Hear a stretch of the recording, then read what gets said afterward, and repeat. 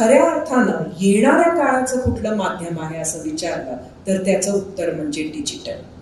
आणि मला एक विचार आता इथे बसल्या बसल्या आला तो हा की कोणीतरी बोलताना म्हणाले की आपल्याला मोठमोठे माध्यम समूह माहिती आहे, पण डिजिटल जे संपादक हा वन मॅन शो अनेक वेळेला असतो.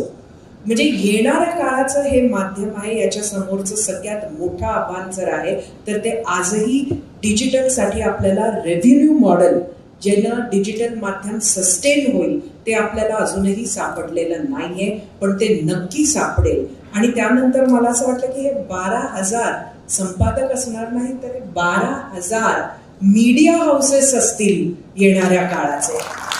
आणि त्यामुळे मला असं वाटतं की आज माझ्या समोर ही जी मंडळी बसते, आज आपण मोठमोठ्या मीडिया हाऊसेसची नावं घेत असतो जी आपल्याला सगळ्यांना माहिती आहे. येणाऱ्या काळात ही सगळी नावं किंवा ह्यातील अनेक नावं ही देशात मोठी असू शकतील, कारण शेवटी येणाऱ्या काळाचं माध्यम हे डिजिटलच आहे.